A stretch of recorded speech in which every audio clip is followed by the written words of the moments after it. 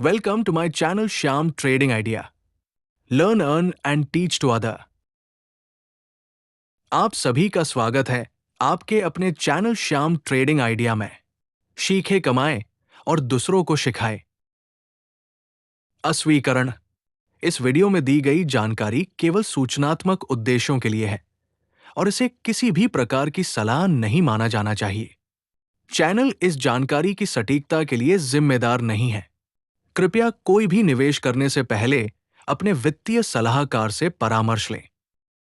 Disclaimer: The information provided in this video is for informational purposes only and should not be considered as any kind of advice.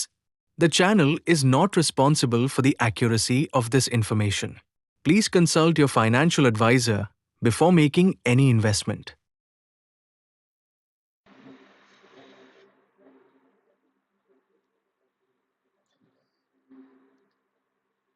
चलिए बात करते हैं आज के market के गिरावट के बारे में। आखिर ऐसा क्या था जिसके कारण मार्केट अचानक से गैप डाउन हुआ। तो सबसे पहले ये जो गैप डाउन हुआ वो वजह था डिपसिक। अब आप जानना चाहेंगे कि आखिर ये डिपसिक है क्या। ठीक है, तो डिपसिक एक कंपनी है।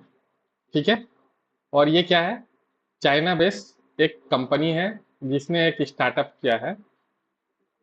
और ये स्टार्टअप किसका है, तो ये स्टार्टअप एक एआई का है।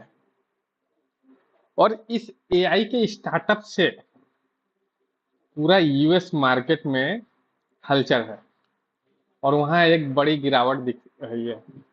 इवन अभी तक देखेंगे तो यूएस फ्यूचर अगर बात करें तो करीब करीब 900 पॉइंट का वहाँ पे गिरावट है। यूएस 30 में 450 पॉइंट का गिरावट है। तो ऐसा क्या है जो डीपसीक में जिसके कारण ये गिरावट आपको देखने को मिल रहा है, तो ये भी आपको जानना जरूरी है। तो चलिए मैं आपको उसके कुछ पॉइंट बताता हूँ। सबसे पहले क्या है कि ये जो डीपसीक एक कंपनी है, ये चाइना बेस्ड कंपनी है। तो जैसा कि अभी तक होते आया है, तो आप लोग भी अगर एआई यूज करते होंगे तो एआई क्या था, थोड़े से फ्री वर्जन के बाद क्या था, वहां पे पेड वर्जन था, मतलब वो चार्जेबल था। लेकिन जो डीपसीक ने लॉन्च किया है ये फुल्ली फ्री वर्जन लॉन्च है। ठीक है, तो सबसे पहला चीज तो ये हो गया कि ये चीजें फ्री वर्जन है। दूसरा चीज क्या है कि इस एआई को बनाने के लिए केवल 6.5 मिलियन डॉलर का खर्चा हुआ है, जबकि इससे पहले जो यूएस में जो एआई का बनता था वहां 100 मिलियन का था। तो ये जो 6.5 और 100 मिलियन का गैप है, ये बहुत बड़ा सवाल कहा करता है कि जितने भी यूएस बेस है, क्या उसका वैल्यूएशन, उस कंपनी का वैल्यूएशन कंफर्ट है, क्या वो टिक पाएंगे। तो जाहिर सी बात है कि कहाँ 100 मिलियन और कहाँ 6.5 मिलियन। तो इसके कारण ये दबाव रहेगा ही रहेगा। दूसरा है, ये आसानी से मतलब फ्री अवेलेबल है, तो पब्लिक किसको यूज करने जाएगा यहाँ पे।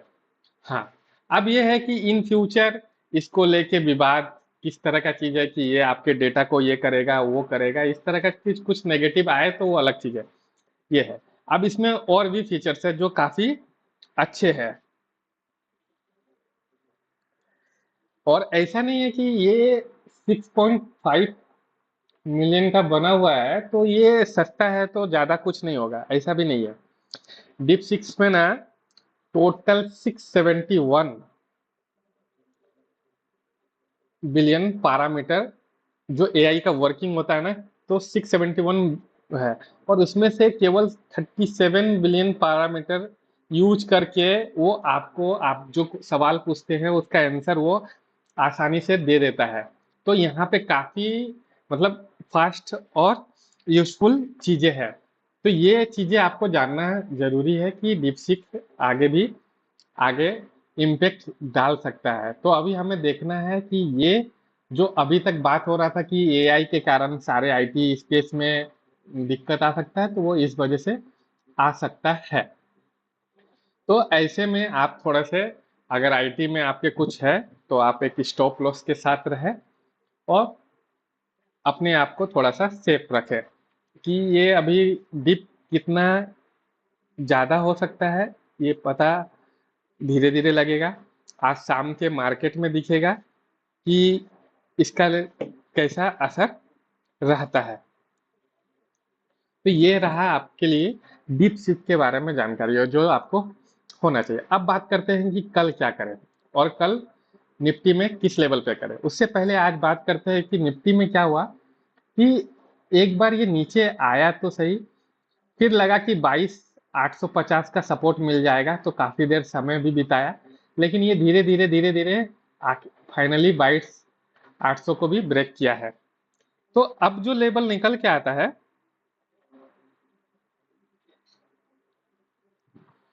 उसमें क्या है, हमें अब इसमें अगर अच्छी तेजी देखनी है ना तो हमें 22,900 के ऊपर, ठीक है।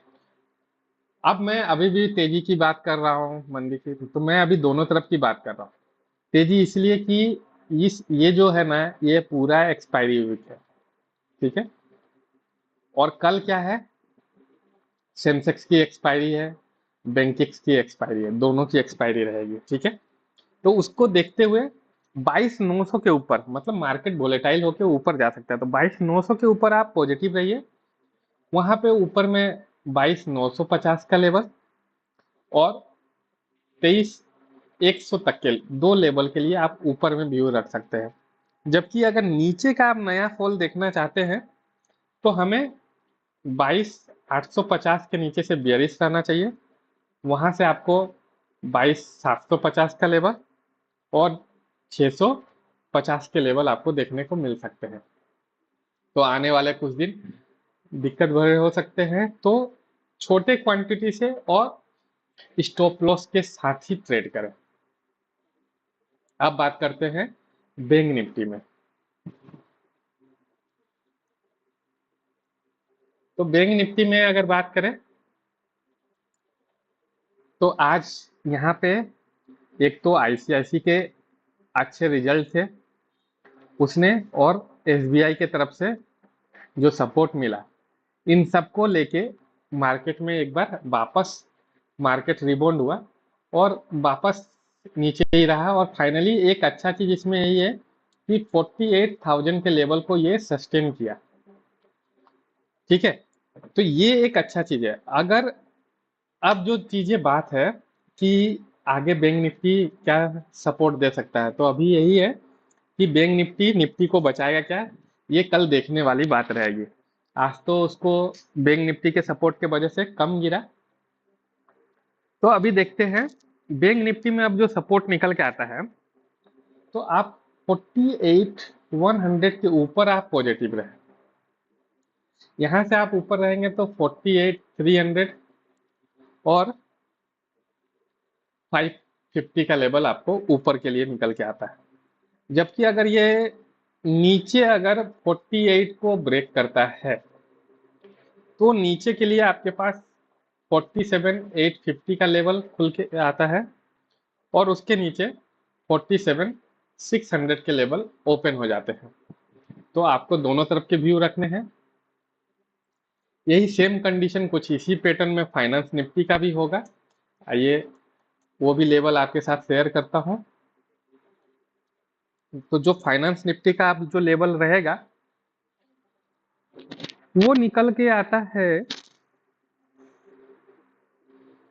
कि 22,400 के जब तक ऊपर नहीं निकलता है तब तक आप इसको नहीं सोचो। यहां से आप 475 और 575 का लेवल के लिए ऊपर रखें।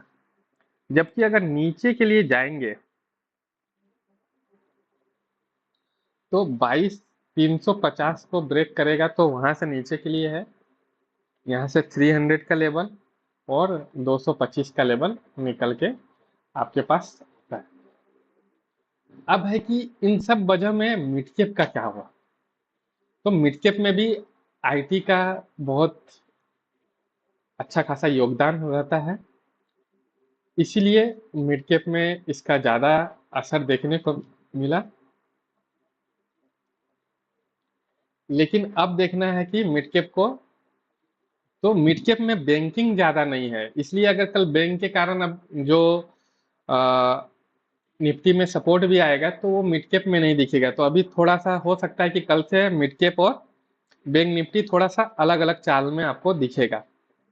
तो ऐसे में मिड कैप को लेकर आपको जो लेवल निकल के बात करना चाहिए, तो 11,825, इसके ऊपर निकलेंगे तो 11,875, और उसके ऊपर निकलेंगे तो 12,050 का लेवल अभी इंटेक्ट है। एक्सपायरी है तो यहाँ पे अगर आईटी में रिवर्सल आया ना तो बहुत अच्छा रिवर्सल आएगा और वहां से एक तेजी देखने को मिल सकता है। जबकि अगर ये नीचे 11,750 को अगर ब्रेक करेगा तो फिर नीचे आपको 625 का लेवल और 525 का लेवल भी आपको दिखा सकता है। अब बात करते हैं कल के एक्सपायरी सेंसेक्स की।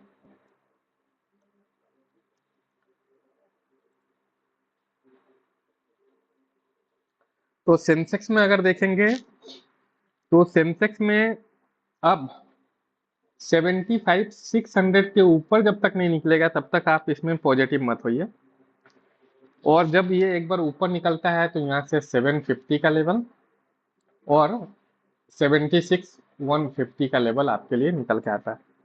जबकि नीचे में देखेंगे तो 75,150 का लेवल, और ये और ब्रेक होगा तो नीचे आपको 74,875 तक के लेवल आपको देखने को मिल सकते हैं।